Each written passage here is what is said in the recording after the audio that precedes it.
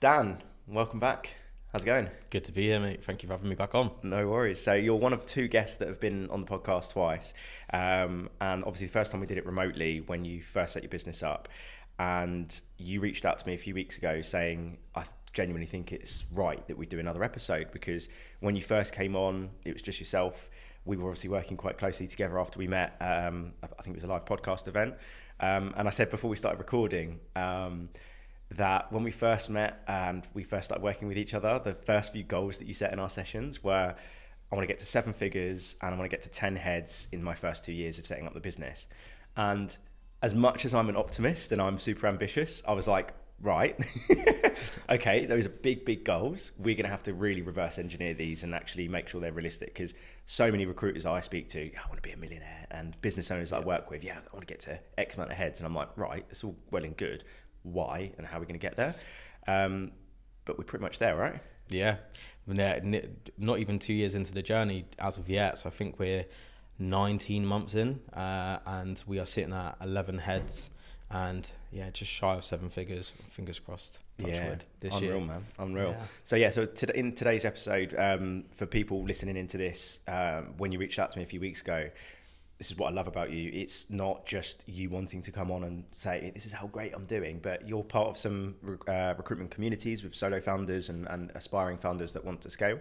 And you reached out and just said, look, like, really enjoyed our first episode, but I think now where I'm at, there's so many things that I've learned along the way, so many mistakes that I've made that I think could add a lot of value to people either looking to set up a business, running a business, or looking to scale and get to that next level. So where should we start? I think we should... I don't know about you. I think we should start with, where you were at, like what sort of principles, habits, etc. you put in place to get to where you are now in regards to, nearly hitting the 7-figure mark, getting to 11 heads, etc. Talk us through the journey, mate. Yeah, I mean, look, so we met our live podcast, worked together early on, and some of the work we did early on together, shaped where we are today. So big thanks for that, mate. As I said, I can't speak of you highly enough. If I'm honest, doing the basics well, not overcomplicating it. I have got lost in the tech stacks. I have spent a lot of money. I've made a lot of mistakes, and I think that's why I wanted to have this conversation, because if any mistakes that I've made can be, a learning lesson for someone going through that journey right now, they can avoid that. Or maybe make the same ones, but make it at a lesser price. Because I tell you what, we probably would have hit the 7 figures if we didn't make these mistakes. And I'll go into some of the costs around them in a bit. Going back to what's worked well, what's got us here, I think setting that roadmap out. You and I had that discussion early on, and you probably were like, this guy's a dreamer. But I had a clear roadmap of when I wanted to execute a hire, when the next head would come in, what that would look like, what the next, the revenue target would be to then bring the next head in and then go from there. That allowed us to grow quite rapidly. And then, from the growth of the heads coming in, that has had the positive effect on the revenue as well. There's definitely been mistakes in hires. There's been some really positive hires, which we can talk about. One of my early hires is now a shareholder in the business, and a director, and we wouldn't be where we are without her as well. So I think doing things, doing the basics well, but also having a roadmap has helped us. Yeah, no, 100%. I think when it comes to hiring, right, one thing I've learned, and obviously I'm not speaking as a recruitment founder, so I don't know what it's like specifically to be in your shoes, but I obviously work with a lot of recruitment founders and have interviewed a lot of people on the podcast where I understand in some form of way what the triggers are to hire and stuff. And something I've spoken about on this podcast many times is that I almost feel dead of the days of let's open up 5 offices globally, get to 100 heads, etc. I think it's different now, but there are triggers that I guess you need to put in place when you're first setting up a business. And obviously you've learned some things and you've done some things really well in that. So I guess for people that are in a situation right now that are thinking about scaling and hiring people, but maybe they're a bit nervous, maybe they're like, they don't want to make mistakes. Like, what were the things you put in place? Like, what were the triggers that essentially you put in place to go, right, okay, now I can actually take people on, etc. Hey guys, quick one before we jump back into the episode. If you are a recruiter who feels like half your week disappears into admin, follow-ups, data cleaning, and jumping between several different tools, then listen up, because this episode is officially sponsored by Sourcewell. Sourcewell is the recruitment productivity platform, and I don't just mean another tool that you'll forget to use. I mean the tool that actually gives you your time back. You can run your entire desk in one place. Outreach, sourcing, data enrichment, multi-step email and LinkedIn sequences, inbox management, and even call notes. It's all there, synced, automated, and according to their stats, recruiters using Sourcewell see 56% higher response rates, double the pipeline, and approximately save around 8 hours of admin every single week. If you're like me, admin as a recruiter is the devil, and this productivity platform really helps you save a load of time. So reach out to Sourcewell, go to sourcewell.com. It's a fantastic platform. I've used it myself. I really believe in it, and I'm super grateful for them sponsoring the podcast. Let's get back into the episode. Yeah, no, 100%. I think one thing is you have to have a certain risk appetite for what I'm going to say. Because if you are opposed to taking risks, then it's probably not the right move, because you have to back yourself and back your billings. And that's what I did. I was like, right, I know that I can cover these people's costs from my billings.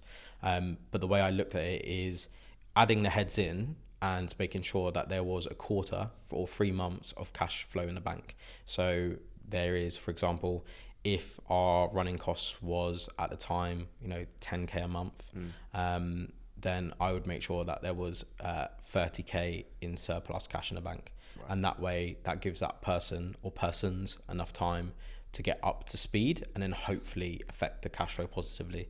I then also backed myself to be making more than 10K a month in personal billings. I know other founders who will go, gotta be 6 months. I think for me, with my risk appetite, 3 months is more than enough. You should be able to make a call, which I haven't in some heads, but within 3 months. But you should also be able to back yourself to cover that cost in terms of your current team / yourself.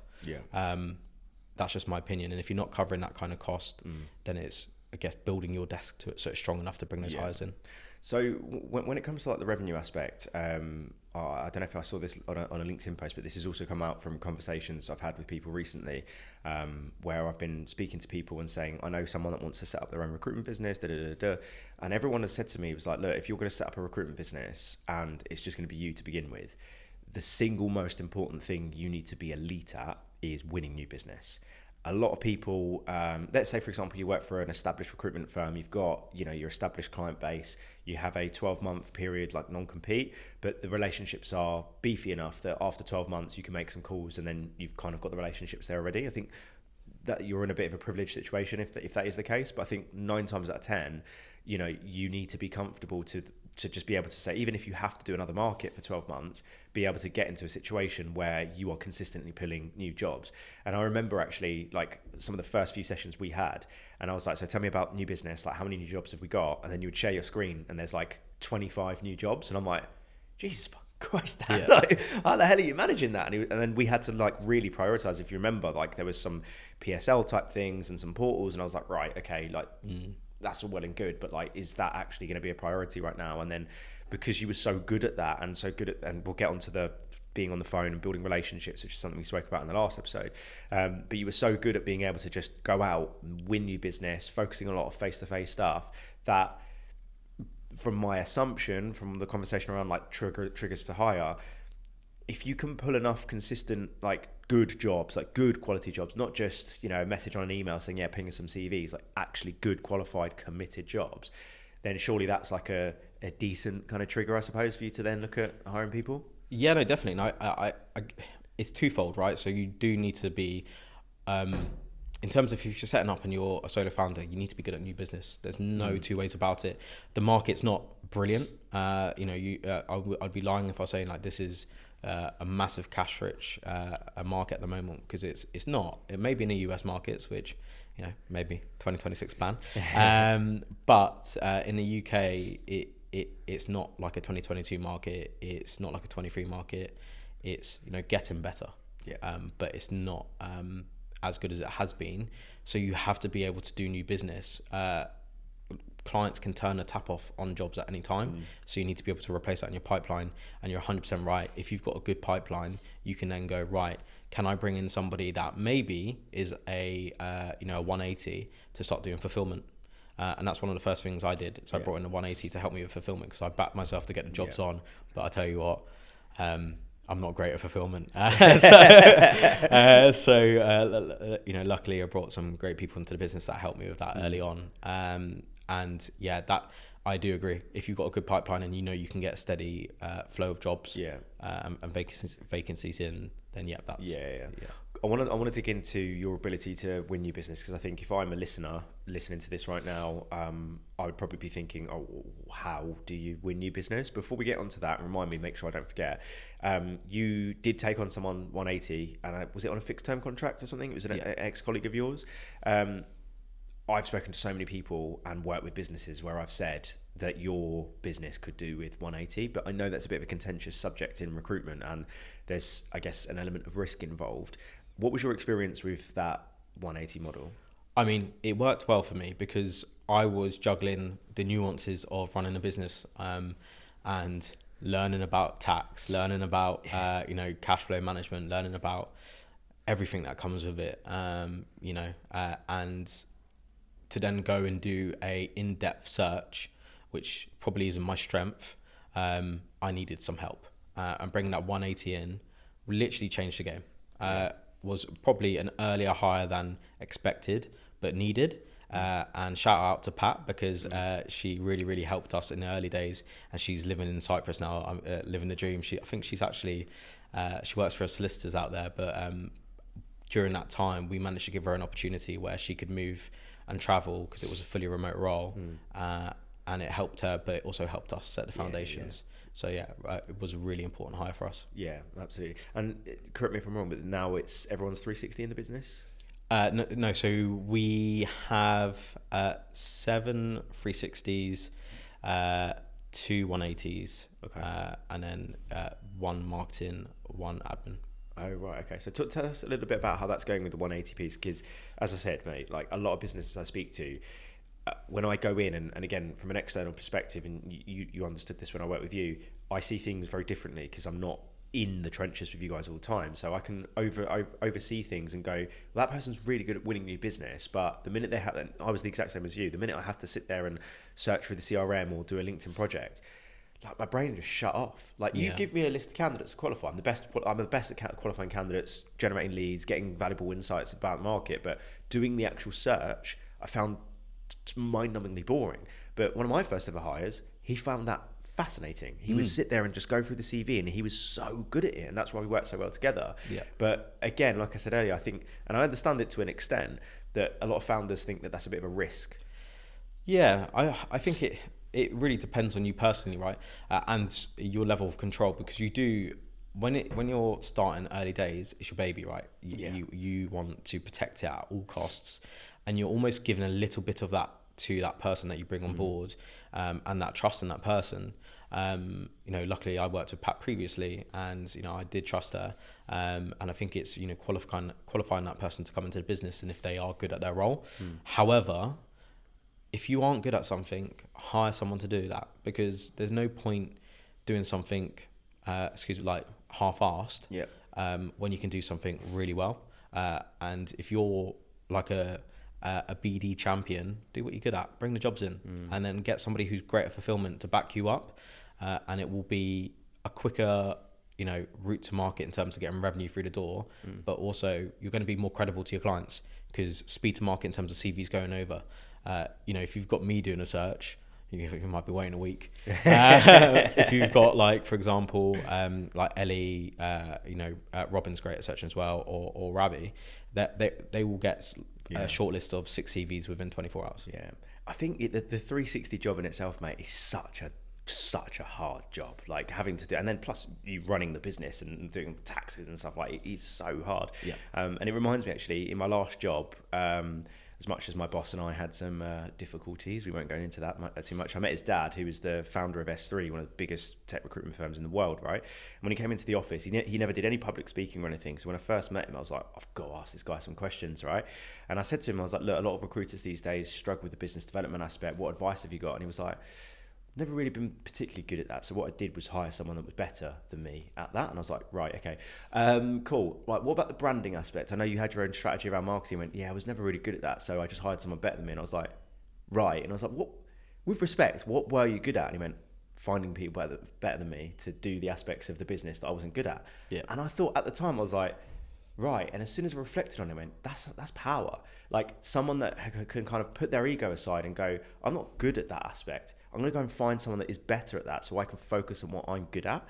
And on that, in my last job, my boss would always sit there and say to me, it's like, you know, you need to concentrate, you need to be able to do all these aspects. And I'm like, yeah, I get that. But I feel like I'm trying to get 1 or 2% better at these other things when I could probably get 50% better at new business and selling almost, you know, premium service, and then have other people help me around those sort of aspects.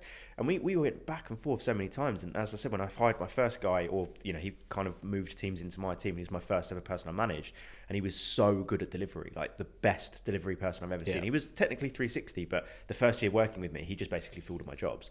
And we were the highest performing team that year. We both went to President's Club, and it was great. And that was a good lesson, I think. And I think for people listening, is like, look, if you're very good at business development, but you're not great at delivery, I'm not saying don't do delivery at all and don't upskill on that, but find other people that can assist with that. 100%. Outsource the things that you're not good at. And I think that's a really important lesson, because, you know, S3, massive company, you know, they've been really successful. And I think that's something that I've learned is there's no point trying to do everything. Because if you're going to do everything and you're not doing everything well, then it's just not going to be a good job. Whereas if you know, can distribute maybe some stuff to, you know, whether it's someone in finance, you know, so they can look after the credit control, or whether it's, you know, operations, so they can take over, you know, that onboarding piece or the processes, same with marketing and you know, resourcing and that talent side, do it. You can't do everything. You're only one person as a founder. And although you might feel like you're letting go of control, you can still manage it. You can sure. Still, well, I don't want to forget this aspect, but the business development piece, right? People are probably wondering right now, okay, this guy's saying that he's so good at BD, and I mentioned that when we first started working with each other, you had dozens and dozens of live jobs. Tell us a little bit about, you know, overall why you were great at BD, or like what your sort of methodology is, what your process is. Tell us a little bit about that. Yeah, no, I haven't always been good at BD. I think it comes from, you know, repetitions. Definitely, it's like going to the gym, and you know, the more reps you do, the bigger muscles you build, right? Well, it depends if you're in a calorie surplus as well, definitely. So now again, it's nuances there. You got a bad knee, mate. Yeah, I got a bad knee. Don't worry about it. But yeah, so it's really doing the basics well. If we're going to be really transparent, and there's no point overcomplicating things. There's no point, you know, saying, oh, you need to do A, B, and C. This is the only methodology. Actually, what works well is adding value. So when you're picking up the phone, you know why you're calling. You're not just going off a list that is, you know, just random people and they're not qualified. So qualifying the people you're calling prior to the call or during the call, making sure that you are adding value, so not subtracting it, because otherwise people aren't going to give you the time of day, and you know, doing the volume. We do the basic things, and I feel like these are the basic things in recruitment. Spec sends, spec emails, they're not dead. If you're doing them, you know, every week to a target audience, and you're showing your value, that's your product, your people, your product. Make it sound like a human trafficker then, but your people, your product, showcasing that's your shop window. Picking up the phone to people that you generally feel like you're adding value to by telling them about these candidates that you're working with, or the service you're providing. And then, you know, we also a little top tip for guys and girls out there, to get in front of people now. LinkedIn emails are so bombarded by AI, generic jargon, rubbish. Voice note. Use a LinkedIn voice note. It's a easier barrier to entry. You're not having to ask permission for a phone call. You're not hitting voicemail. You're literally hitting their inbox. They're connected with you, so you have some sort of relevance to them, and you are getting a voice note straight to them. You're getting your point across within 60 seconds. Elevator pitch why they should work with you, and then volume. So basics well and volume. So with that voice note, then, because I bang on about voice notes all the time, and some people are a bit, they're not entirely sure about voice notes, but my whole methodology around it is similar to you, that like I showed you my message from that lady the other day. It's like, I don't want to take too much of your time. Here's 7 paragraphs, right? And it's clearly been written by AI. And nowadays I can go onto ChatGPT and say, here's Dan Payne's LinkedIn profile. Here's his, copy and paste his most recent post. Write me a personalized message. And it's absolutely perfect, right? Yeah. And it's written in my language, right? But it's clearly AI. The voice note cuts through the noise. But there are probably people out there that go, what the fuck do I actually say in the voice note? And you mentioned there about an elevator pitch. What do you typically say in those voice notes? Yeah, I mean, no, definitely, it's a good question. There needs to be a reason for it, right? And I think that goes back to the qualifying piece. You need to have a reason and a value to add. So, we specialize in, event sales and marketing, specifically within like the media space and other areas. However, if I'm going to, I don't know, let's just say something rogue construction, and it's not for a sales job, it's for, a surveyor or something. Well, I don't have any candidates that I can add value to. I actually have no idea what a surveyor does. Yeah. And I'm not going to add value to that. However, if I'm speaking to a, events organizer, I would go, hi John, I'll give you, in fact, I'll give you a live one now, see if it's any good. Yeah, why not? Hi John, I hope you're well. Sorry for the voice note out of the blue. I just wanted to reach out to you as I saw you're currently recruiting across the board at your company. We are a event specialist recruiter. Saw these roles are events roles. We actually won Best Events Recruitment Agency of the Year last year. Big shout out there for myself. And we are working with some high quality caliber candidates in the space. One in particular I think would be good for your business. Let me tell you a little bit more about them. A little bit into elevator pitch for them, 20 seconds. Let me know if you're free at all this week for a virtual coffee, maybe, a coffee in person. It'd be great to understand more about your business and if we can add value. Love it. Yeah. It's power. And what's been the success rate off the back of voice notes for yourself? I mean, it's still volume based. It's like, I think we probably convert 1 in 10 voice notes to a meeting. And it's probably similar with cold calls as maybe, 1 in 14. So you do have to do volume. If you think about that, to get 10 meetings on 140 calls, cold calls, voice notes, 100 voice notes. So you need to be active, and you need to cut through the noise, because as you've had, there is so much bombardment of AI jargon, and your voice note, even though it is standing out, could get to the bottom of the pile just because you send it at 10 a.m. and that's when everybody else is sending out their sequences. So I would say volume helps the conversion, but have a good cold, like a script as well. Yeah. Okay. That's really good advice. And I think that's what a lot of recruiters misunderstand. As I said to you, I've been working with some solo founders, duo founders this year, and I was really transparent with them and said, like, there's a cap to my support for you guys, because at the minute it's very much theoretical. This intro could work, this spec email could work, this voice note could work. We don't know if it's going to work until you put the numbers out. And I've had this myself as a recruiter, where you make 50 dials in a week, and maybe you get a couple of meetings off the back of it, and your colleague is booking more meetings than you, and you're like, how many calls have you made? I've made 300. You're like, oh shit. But yeah, I think there's another thing, a topic of conversation actually on this, because I've tried to speak to as many people about this as possible, because in 2026, I don't think you can necessarily rely on just cold calling.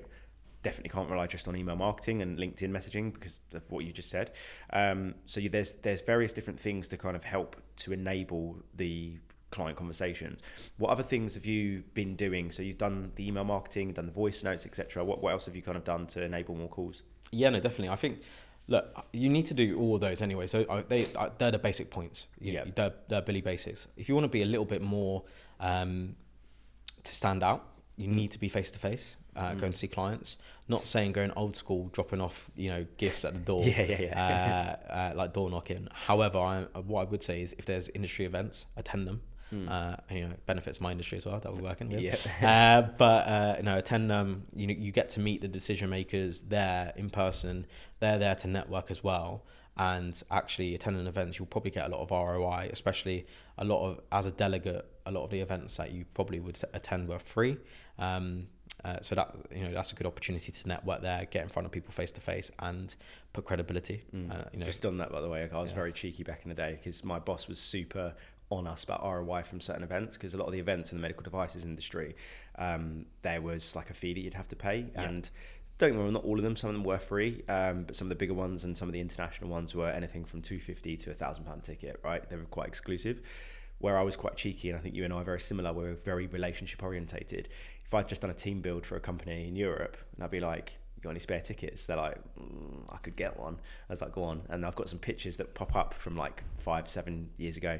It's like Daniel Saeed, and it's just me. I've got one of their delegates who's supposed to be in on Wednesday, but I'm there on Tuesday. Yeah. And I go in and people are just like, you don't work for that company. And I was like, no, I recruit for that company. Yeah. Like, I used to get the free tickets, but to your point, mate, like, what a way to get face-to-face meetings. And if you've placed with some of those businesses, the last guy that came on the podcast was talking all about referrals. How powerful is it to go up to someone's stand, do a bit like play professionally dumb and go, oh, what's this? And they're like, can I help you? Da-da-da-da. Oh, you see that company over there? Yeah, I built their entire sales team. They're like, oh, really? And I was like, I can go and grab the national sales manager if you want. They'll vouch for me. And I've had that many times with the national sales manager be like, Charles built my whole team. He was brilliant. They're like, oh, fuck it. All right. Yeah. Mate, and then the actual sales call you make with that person ain't cold.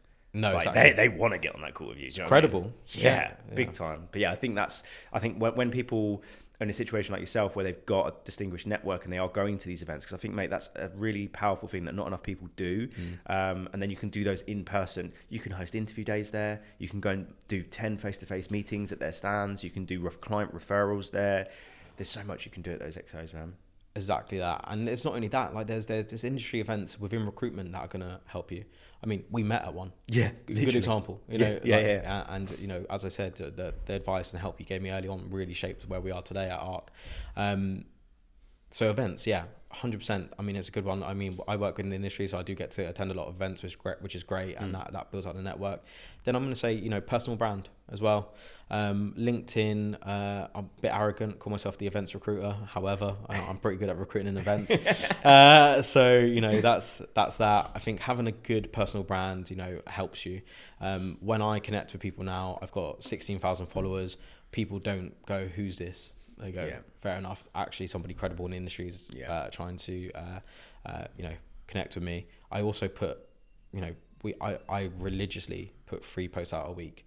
I don't know if that's, the meta in terms of the meta. in terms of LinkedIn or, the best thing to do. Bit of gaming terminology there. But I do think by showing that you are active in the space, you're adding value and you're putting things up that are relatable helps. A lot of the posts I put up aren't, look at me, I'm amazing. It's like, I made a mistake, but this is what I learned from it. Or, here's something that we've learned as a team, or the growth and stuff like that. So I think personal branding is massive as well, to add on top of doing to the basics. And then something that I did early on, and, we still do it now, is a bit, so giving away some of my secrets here, is be a bit different. And I onboarded 5 or 6 companies by sending them cupcakes to their office with a nice note saying, you are an ideal client for us at ARC. We would love to work with you. Here's a little bit more about what we do. Branded cupcakes, go to the office. People love cupcakes. Cupcakes, donuts, that's the treat. That's it. So sweet treats, a little bit. I mean, I don't know if you can say like corporate bribery, but a little bit of like sweet treat bribery in terms of like a cupcake. It's old. Do you know what though? That is that's an old school thing. Like when my first job when we did nursing recruitment, we used to send Krispy Kremes to hospitals. And we used to do on-site visits to like community hospitals in Suffolk and Hertfordshire, and we had an account in Bishop Stortford. It was called the Herts and Essex Community Hospital, and that was my first account that I brought on, that I managed, and it was doing good revenue and good weekly GP, and I built a really good relationship with the shift booker, a lady called Yvette, and I remember one day I come in and I placed a guy in Norfolk, and this is classic recruitment, right? Find this guy's CV on the job boards, the best candidate you've ever seen, just called him every single day, never got through. And then one day my manager bought me dinner at like 7:30 p.m. at night. I called him at 9 p.m. just as I was about to leave the office. He was driving back from a shift 2 hours away at 9 p.m. and he'd answered the phone and was just like, oh, not another recruiter, all of you shit. Built a relationship, spent like half an hour with him on the phone, and he was exclusive, and he went from Norfolk down to Bishop Stortford for me 3 days a week with the most insane margins. And I went down to that hospital with a whole box of Krispy Kremes to give to the nurses. He's got some business cards. I'll go and hand it out to a bunch of these guys who are interested in locum. So I've got loads of referrals. And I asked the lady that was booking shifts, like, what's your favourite champagne? And she was like, you can't do it. I was like, just what is it? And she was like, oh, this. I have no idea about champagne. Went and bought it, went to the hospital, gave it to her. She went, don't let anyone see that you've given that, because that is literally bribery. And I was like, oh, okay, I'll take it back. I went, no. No, you leave it. I'll keep that. Yeah. Don't let anyone say that. She was like, it's a lovely champagne. That I was like, right, there's the shift book. I'm going to go to the loo, right? You can see what the shifts are. You got the availability from nurses. I was like, yeah, all right, cool. I'll be back in 5 minutes. No longer. She come back literally 5 minutes on the dot. I filled in all the shifts on like handbook paper like that. And I was like, thank you very much. She was like, same time next time. And that was a recurring thing. And again, it's these old school. And by the way, I'm not saying to people, go and bribe your clients and customers. But to your point, I love that, because it's very much, how many other recruiters are sending cupcakes, going on site, giving donuts? Do you know what I mean? Like, not many people do that. I think that's a wicked little tactic, really. 100%. Well, it's also that relationship piece, right?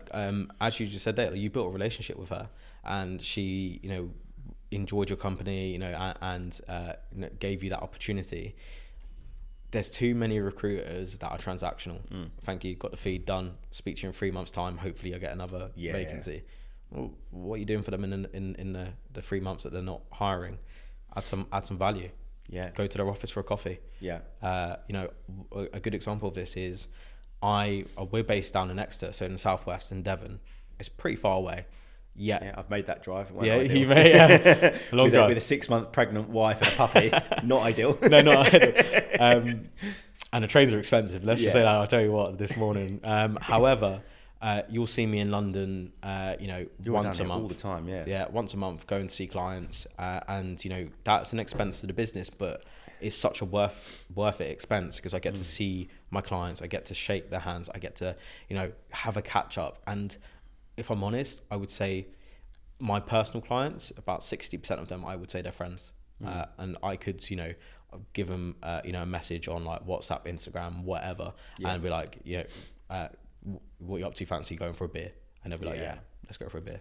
And that's such a differentiator. And I've worked at businesses and with businesses where they don't value that type of stuff, and they're like, your candidate's not your friend. And I'm like, look, I get that, and don't get me wrong, my first ever job in recruitment, I was too on the personal side, where if a candidate's like, I'm not sure, I'll be like, oh, he doesn't want it. Reality is like, it doesn't sound bad or good, but I know what's best for you, because I know the market. Do you know what I mean? I know this is a better job for you, type thing. But my old manager would literally say to me, "It's like, you got to envisage like pound signs above their head. That's putting money in your back pocket." And I loved and hated it. I hated it because I was like, they're human beings. But at the same time, this is a commercial job. This is business, and you do have to have that element. But I thought, how do I mix them both together? How do I be a little bit more commercial? Because it's like when you first get into recruitment, you don't really understand commercial acumen, right?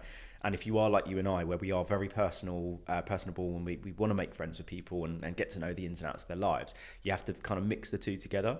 Yeah. But when you do mix the two together and you do become friends with your candidates and your clients, like, you're going to get, like, people forget how, like, the long-term aspect of it. If you're on holiday and you've got, like, I had a nurse, I was on holiday somewhere in, I think it was Italy or something, and she lived out there, and I texted her just like, where's the best places to go? And she called me on WhatsApp video, just like, right, you go to this place, and like my ex-girlfriend at the time was like, who's this bird calling? I was like, she's a nurse, she works for me, but I've got that relationship where she can do this. And when she went to Kenya, she came back with like Kenyan ground coffee for me and shit, and we just had such good relationships. But if you think long term, what does that enable you to do? You get so many more referrals, right? Yep. That nurse that works in the big hospital in Hertfordshire, anyone that sits there goes, I'm thinking about going agency. Who's she going to go to? The recruiter that just gives her shifts and never speaks to her, or the person that's texting her, WhatsApping her, and being there, like, in their time of need as well. And they're like, I've had the worst shift, and you're just there to a shoulder to cry on. Like, there's elements of this job that recruiters forget. Yes, you're consulting, yes, you're businessy and all the rest of it, but it's a human to human job. Yeah. And I think recruiters really forget that. And I think that's one of the main reasons, mate, why you have excelled so much, because you're just so relationship orientated. Yeah, no, I would agree. And I think that is one of the things that, because it is like when you learn, I think we both learn, they do, it's kind of taught to you recruitment is a transactional trade. However, I don't think that's what wins. And just as you mentioned there, it is that relationships. And when you take, we've got to think we're looking after people. If you put somebody into a shit job and it's not right for them and they drop out, you're ruining a candidate and a client relationship. Just be honest with them. Integrity. Just go, I don't think this is right for you, mate. Yeah. Or say to the client, actually, listen, I think candidate A is a great candidate. However, I know their personal circumstance, they're probably going to move on in 3 months because they've got a trip to Australia booked. Yeah. I'd probably go for candidate B. And you're advising them as a consultant, and you're not trying to look at that, right, that's commission. I think it does help being a business owner as well, because you think about the long term rather than the transactional piece. When you are a consultant early in your career, specifically, you do think, right, if I can get Dave in a job right now, that's Tenerife next month. But what's actually better for Dave, that you delay that and you get him a job that he's going to stick in for 6 months. You really please the client, and that client gives you 10 more jobs, and you place 10 more Daves into that business, and then you get a trip to the Bahamas instead. So, short-term pain, long-term gain. Yeah. But yeah. 100%. So, what else, before we move on to like the headcount piece and some of the mistakes that you've learned, when it comes to like the business development piece, because I'm just always so fascinated to hear like great people and what they do. You've talked a lot about some of the basics, the volume stuff. I'm open to hearing what else that you want to add. What I'm quite interested in is, where I've worked with so many different types of recruiters, there are people out there that are not necessarily anti-spec, because it does work. And I always say to people, like, it's a good place to start. Personally, when I work with people, I say, depending on your market, of course, if you know a business is hiring, or if you have insight that they will be hiring, absolutely. Yeah. If there is a company that you don't know if they're hiring now or in the future, sometimes the spec can fall on deaf ears, right? So what about for like the longer term play, like longer term business development, where you haven't got insight that they're hiring, there isn't anything online or anything like that? How do you sort of approach that? Yeah, amazing. So this is what we do every week, and giving away some secrets here, and hopefully it helps people. But that's why I wanted to come on. Yeah, we send out specific to the industries we work in. So, for example, a top 3 events candidates of the week every single week at Tuesday at 10 a.m. to all of our clients. People do want to unsubscribe from it. That's fine. But before we unsubscribe them, we tell them why we're doing it, because it's to share market insights. It's actually to add value, and I think you've got to educate people on that. So by me showing you 3 new candidates, they're not the same people I'm peddling out every week. They're new people that we've registered in the business. You're getting to see what your competitors are paying. You're getting to see what some of the salespeople are generating. Right. You're also getting to see what potentially ROI there is in certain areas if they're a marketeer. Yeah. And that's beneficial for your business. So, right. And are these profiles anonymized, by the way? They're anonymized, of course. So they're anonymized, but it gives you a good understanding as a business. Go, right, actually, candidate A, they could suit my business. I have a hire that I need to do in 2 months' time. Let me just have a call with Dan, learn more about it. And going back to a piece, the product piece, yes, the human beings, but it's showing our shop window. It's saying that actually ARC is busy. We do have candidates. We're speaking to people every week, and we're specialists in our field. Here is 3 amazing candidates we're working with every week. It also helps the candidates because they're getting in front of circa 500 potential decision makers a week. Where else are they going to get that? Yeah, mate, do you know what? That's so useful. And when you were saying that, I was just like battling not to interrupt you because I wanted to ask questions and then explain kind of where my brain was going with that.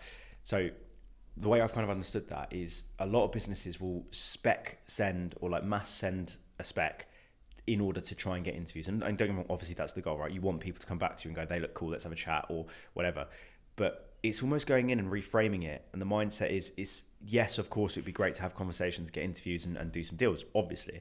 But more so, this is a way of showing value, not just here are some great candidates, but here's what's happening in the market. And put it this way, right? If I was a rec to rec and I had that exact same process, and you're now at 10, 11 heads, you're not looking to hire until, say, next year, but you just see that there's a recruiter here that's got 3 years of events recruitment and they're on 50K a year salary.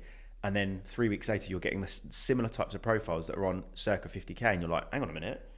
Whoa, okay, right. So maybe I need to pay a little bit more, or, you know, like there are some good people out there, whatever it is.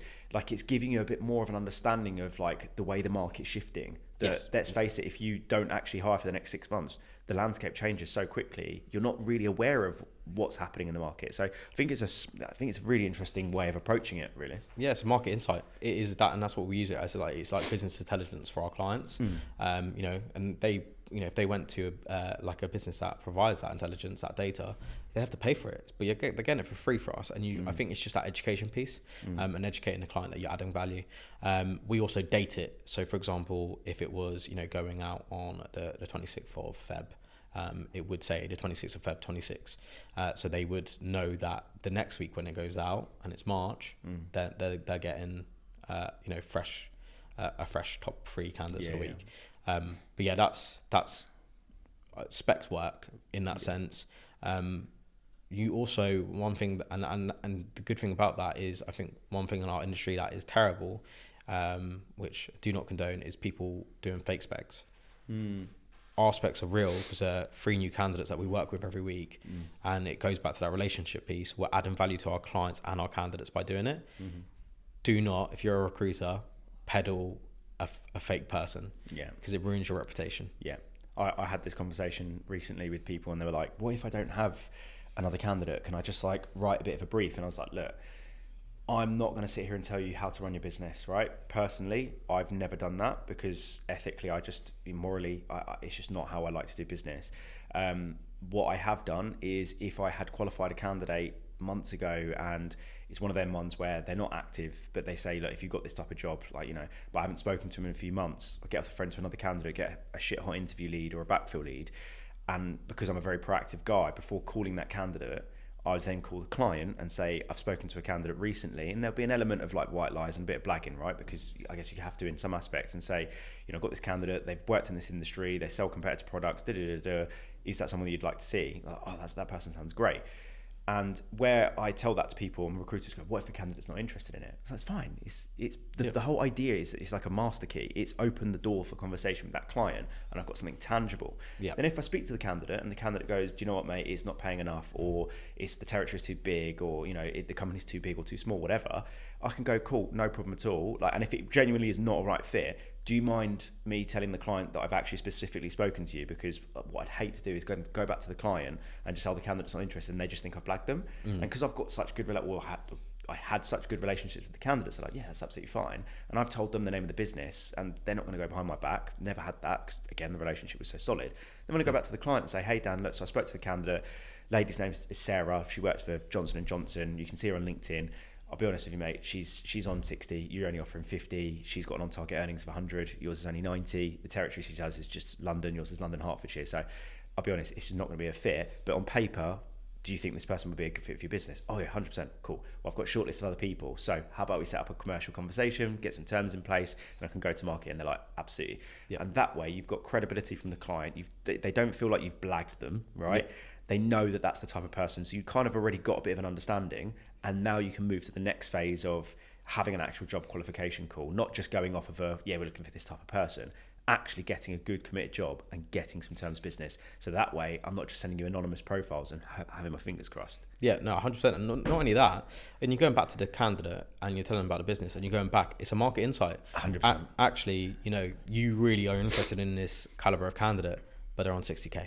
Yeah. So if you do want somebody like this from A, B, and C company, you're going to have to pay 60K because that's what they're paying. Exactly. So it's beneficial. 100%. And a good recruiter, and I've done this before, right? I'm not trying to like blow smoke here, but I've had this before when the client will say, no, we're firm, it's 50K. And you're like, right, okay.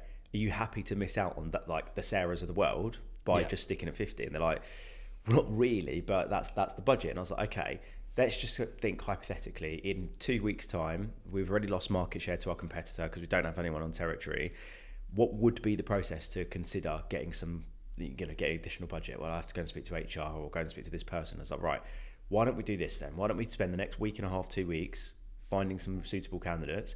I'll be adding insights and I'll tell you the people I'm speaking to, even if they're over budget. And then if we are in a situation where we can and we can't, we'll have another conversation, but at least we know the process. Yeah, fine. Yeah. And there are times where we have done that. And then the client has said, right, like you've sent me 6 CVs across and they're 5-10K over budget. That's an us problem. Yeah. You know what I mean? So then they can kind of change things. Like that's valuable insight that you won't get if you're just doing it yourself. Yeah, and I think it's educating the client as well. Like, you know, if it's a 2.5K, especially when you get them to offer stage as well, like we do this all the time. I break it down into monthly. So I'll be like, look, if it's going to be, let's just say with NI and everything like that, let's just say you're offering 2.5K under what they're looking for. Well, that's 300 quid a month for you, in terms of payroll. So why don't you just think about the opportunity?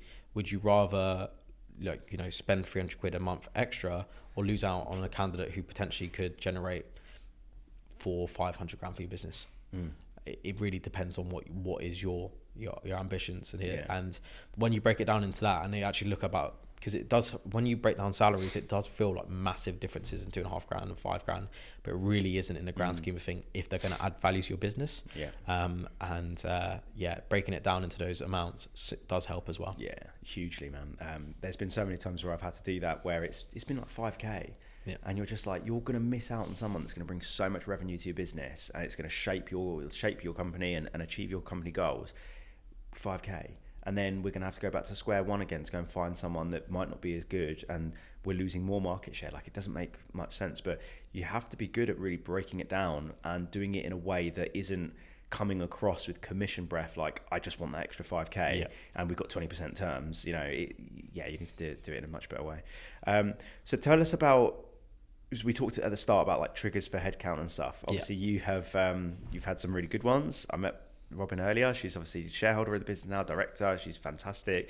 Obviously there have been some not so good ones as well. And I think this is a good topic, mate, because I think a lot of founders make this mistake where they hire someone because they've worked for an established business, or, they've got good figures on their CV and then they're kind of interviewed really well. But just tell us a little bit about what you've learned on the journey of hiring people. Yeah. So like we've rebranded a little bit, but originally the business model was going to be event sales and technology. We rebranded to event sales and marketing because we do really well in those areas. We've hired people into technology. We've hired people from big businesses, boutique, and people who all generated really good figures. It just didn't work out, and all three of those hires, unfortunately, that cost us circa, if we're going to be on a top end, probably about 112k. Low end 90. Let's be honest, it's probably on the top end. But that's a big hit for a small business growing. And what I learned from it was, couple of things. I'm not a tech specialist, and ARC doesn't come across as a tech specialist agency, which probably didn't help. However, the hires probably should have added layers to the interview process. And I think when you hire somebody maybe from a big corporate, so like a big high street agency, you need to break it down when they're coming into a boutique or a startup. You're not going to have that infrastructure. You're going to be in the trenches and understand their process how they will cope with the trenches. I think that's one thing. I think also like the brand being a multi-specialist brand that didn't help. And I also think, the culture side of things, whereas, the people that we have in the business will do 100, 200 hours a week if they need to. They'll do what they need to do to make sure their KPIs are green. Some of the people in the tech side, and this was, active across the board, probably wasn't putting the volume in. And I think that maybe comes from that market. And what works in that market doesn't work in event sales and marketing. So, a blunder on my side from maybe not understanding the nuances of technology. However, I have it on good authority that actually what I do in my markets does work in tech. It just didn't work for us. And, lesson learned, a lot of money. And at times, going on to the piece that we mentioned about cash flow, squeaky bum you're putting a lot of faith in. At one point we had, two heads in that side of the business that hadn't contributed. Just so everybody's aware as well, 112k of investment, 0 pennies back, not even one placement. So we heavily invested in it, and it just didn't work. We also probably should have been a bit more quick with our decisions, on which we weren't, but that's fine, because one of our core values is kindness, and we want to give people time and and be kind. But that did make times where squeaky bum time when it came to cash flow, and going, right, well, in my risk management of we want people to be billing by the 3rd, 4th month hasn't happened yet. What can I do? Now it's getting a bit squeaky. December is not a great month in recruitment, as we all know, or August, and you're like, oh, what do I do here? And it just broaden your shoulders. Had to take on that myself. Go, right, I better start selling hard again, and take it on and take on that myself. The answer to the hires, I don't know. I still don't know if why they didn't work, in terms of, I can give you some examples, but I think moving forward, we're just going to work on the industries that we are very good at, and double down in that. Because I don't. Maybe it's me.Maybe tech and me don't get on well. I don't know. Well, I think what you said there, mate, is I think a lot of people will resonate with that when they're in a similar situation to yourself, where they see a gap in another market that's different to what they're doing, and then they get blinded by the fee sizes, and then they'll go and hire someone that's done that before. But like what you said, where they hire someone with a company that has such a big infrastructure, they've got their marketing team that helps them with their posts, and they've got newsletters, they've got their recognized brand and stuff, and then they come into a boutique and they're making phone calls, and it's like, oh, hey, it's Charles from Arc. They're like, who? You're like, oh, Arc. And it's just like, who's Arc? And it's just like, oh, we're like a leading events recruitment firm, like we've been going for 18 months. They're like, right, okay. Like, they might know you, but like they don't know Charles from Arc. Do you know what I mean? And then when it comes to like, well, I haven't had to do a lot of the marketing myself. I usually get gifted a bunch of contacts. Now I've got to go and do all the data entry myself. And then all of a sudden it's like, it's tough. It's different if you had a pre-existing network in tech as well, that you could say, all right, cool, I'm going to pass my contacts from the events and sales stuff to Robin, and I'm going to lead this tech function and hire a couple of people under me. And then you can start to kind of almost feed them and gently get them into the business, and then, mold them that way. But, I've got a friend of mine who I worked with and I trained, who said a similar thing. He was like, I'm thinking of setting up this arm of the business. I was like, have you ever done that before? He's like, no, but I found someone that can. I was like, yeah, big risk. It's a huge risk. And again, this is exactly what I say to everyone. I'm not going to tell you what to do. And I know from first-hand experience in life and in business, sometimes the biggest lessons in life come from your own mistakes. 100%. And as much as people will be listening to this and going, oh, that's a good thing, I'm not going to do that myself. Great. If you can do that and not lose 112 grand, brilliant. Yeah. However, sometimes you do have to make these mistakes yourself. And lo and behold, my friend that did the exact same thing as you, 3 months into the job, the guy made a deal in his first month, I think, and then didn't do any deals after that. And he was just like, it just weren't working out. And I was like, and how much time did you put in to coaching, training, and reviewing emails and stuff? He's like, mate, so much time. So actually there's aspects that aren't monetary value that you've lost because of that. 100%. In terms of time, if I think about the time and energy that went into that, and I could have maybe invested that into building out my own desk or building out other functions in the business, it could have been over that 7 figures, rather than where we are today. But it's a lesson learned, and I think as a founder, as a consultant, whoever you are, you've got to make mistakes and learn from them. And I think the more mistakes you make, as long as you don't keep making them like me, the better you get. Learn from them. Everything in life's a learning curve, including business, and you will make mistakes. You will make, take risks. Some of them are going to pay off. Like I said, one of my early hires, Robin, paid off massively. She's an absolute outstanding asset to the business, and we wouldn't be where we were without her, and she's a shareholder now. But then we've also made mistakes along the way, but you got to have that risk to reward ratio. So in terms of the positive lessons then, like with Robin and various other members of the team that have done really well, what, if anything, did you notice from the process of trying to onboard those people and reflecting back and going, oh, that's what I did to make this a success? Like what if anything, have you noticed from that? Yeah, that's a good one actually, because we're looking to grow again this year, which is good, and build out the function, event sales and marketing even further. So it's something I'm looking at right now, and I think, well, number one, I think if you've got all the data and you've got all the assets and tools and stuff like that, probably not right for our business, because we do have good tools. We've got a pretty hefty tech stack in terms of what we use.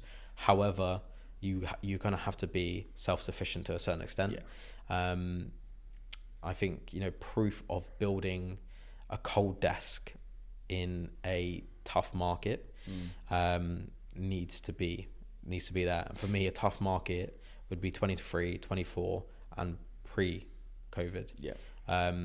I think if you've come into recruitment, and this is not to shame anybody that came into recruitment at this time, like a 2022 market, you've kind of got like the roses in that sense, like rose tinted glasses, because 2022 everybody was making money.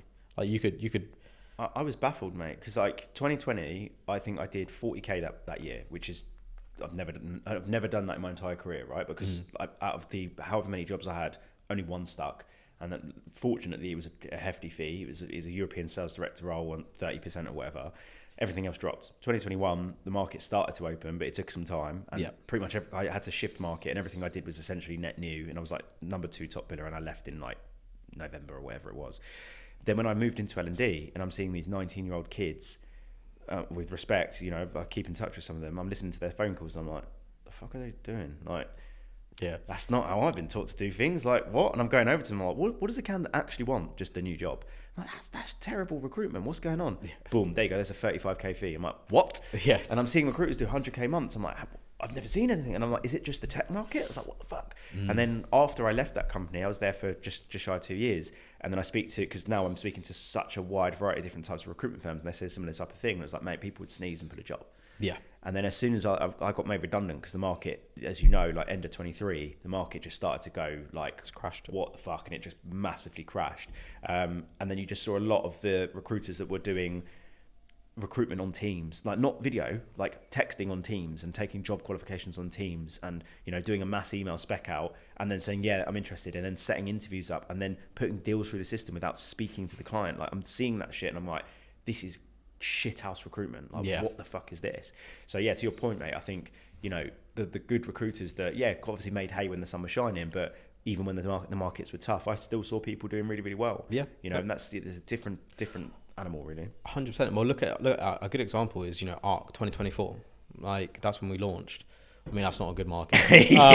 I have people say it to me all the time, like, why did you launch in 24? Like, something wrong with you? I'm like, yeah, probably. Exact same probably. Yeah. But so when we're looking for new hires, it's people that potentially had that experience in a tough market, built a desk in a tough market, or have pre-pandemic experience, because it was all face to face. Like, a lot of it was. The good ones, at least. Yeah, but I remember taking like candidate registrations, face to face, and everything was done face to face. And actually, that's where you had the big branch networks for your big high street brands, which are actually unfortunately closing down because, good for us, but boutiques are ruling the ways in terms of recruitment at the minute, because people are looking for specialists.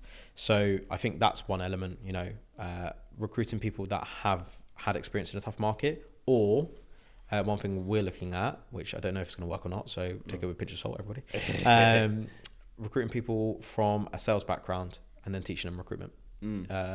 I think if you can smash the phones, you can deal with objections, and you've got resilience, you will be good in recruitment, and you'll probably make more money in terms of, because our commission structures in recruitment, for what people bill, you earn quite well. Let's be honest. Yeah, I remember Will Pringle, who was on the podcast. I worked with him for a while. He said something. The short went quite crazy on TikTok and YouTube, where he was like, recruiters can earn insulting amounts of money. He was like, we have 19, 20-year-olds that earn more than doctors in the UK. It's borderline insulting. But if you think about the ratio of the number of recruiters that do earn quote insulting money, what do? And what do they sacrifice? How much time are they putting into it? And to your point, mate, I fully concur. Like, if I look back at and again, I wasn't necessarily the best biller in the world. I was a very good biller. I thought I was a better recruiter, and I think that's a whole lot of debate. But if I look back as to why, I think one of the reasons was that I grew up and went through so much shit through my teenage years that it was like water off a duck's back. Yeah. Whereas when you see, and we've both seen it, with ARC and other companies, you see some recruiters that, they get one rejection, they're just, what's the point? Yeah. And it's like, this ain't the job for you, mate. Like, it really isn't. And you see some consultants that make 5 phone calls in the entire morning, and they're like, let's be hitting a dusty trail. And you're like, mate, like, no, you need to be absolutely fucking at it. And I see so many people, like, in my one-to-one coaching sessions with recruiters, and they're like, I want to pay off my mum's mortgage and stuff. Cool. All right. Do you know what you need to do that? You're going to have to sacrifice, man. You're going to have to work really, really fucking hard. And especially in your 20s, you and I are a similar age now. You're in your 30s now, right? Just turned 30. Just turned 30, right? Yeah. So your 30s is like, it's kind of different, because when you're in your 20s, I don't know about you, I could go out on the piss on a Thursday and Friday night, and hangovers weren't really much of an issue. Like, go out on the weekend, come back in and just do like proper late shit. I've got a 7-month-old baby at home now. Like, do you know what I mean? Like, when we eventually get our office and stuff, I'm going to try and do some lates and stuff, but it's a lot more difficult. That's why for your 20s especially, like, yes, have fun, but you got to work so much harder in your 20s, man. And that sets you up like yourself. You've got that network now. You've got great relationships that you've had and built through those formative years, essentially. 100%. And, I think it is down to hard work, right? And that resilience piece. And I don't know if this is, it works for us, but I'm ex-forces. I think we spoke about on our last pod, and it was a lot of conversation about that and mental health. We actually have 2 other members of staff at ARC that are ex-forces, and going to the resilience piece, like, you can't beat that. Like, objections aren't going to be worse than somebody shouting at me when I was 18-year-old and I was crawling through mud and water, and they were saying that I was like a leech and scum on earth. I mean, I get called that now in recruitment, and I'm like, this is great. I feel like getting good flashbacks. But no, it's like that kind of resilience, and I think that building that with these new people that we're looking to hire, coming from sales as well, whether it be telesales, whether it be some sort of high objection or high rejection sales. I think they will do well in recruitment, and I think you'll attract people because of the commission structures. I mean, as a founder, we have a really good commission structure here at ARC, which makes me feel sick when I have to pay it. However, it's good because we are making good placements and money off it. 100%, man.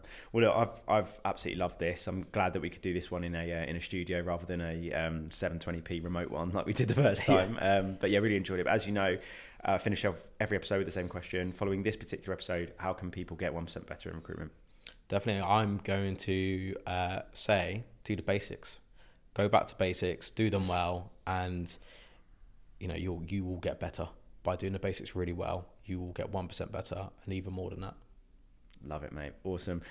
Wicked end to a wicked episode. I'll put all your details at the bottom of this, mate. I'm sure that there will be people listening that are interested to chat to you. I know that you're very generous with speaking to other founders and recruiters that want to ping you messages to ask you questions and stuff. But it's been an absolute pleasure, mate. Good to do this in person, and I'm sure we'll be speaking again soon. Definitely, likewise. Thank you for having me, mate. Nice one. Appreciate it. Thanks so much for watching or listening. Make sure that you are liking, commenting and subscribing / following the show, whatever platform it is that you are watching / listening to this on. Also, make sure that you follow me on TikTok so that you don't miss out on some clips. The monthly newsletter gives you a roundup of the episodes that happened in that month with some actionable takeaways for you guys. It's going to help you get 1% better at recruitment. I would love for you to comment or message me what your biggest takeaway is from this episode. And if you or someone that you know is interested in coming on the show, as you can see, we have had such a broad variety of people that have come on the show, all in the aim to get you guys 1% better in recruitment. So if you want to help support me with the show, make sure that you're getting people in touch with me, and also just reach out to me as well around the recruitment coaching training piece. That's ultimately how I fund this podcast, right? But loving doing this. Thank you so much for watching and listening. Can't do it without people that watch and listen to this podcast. Thank you so much, and we'll see you next week.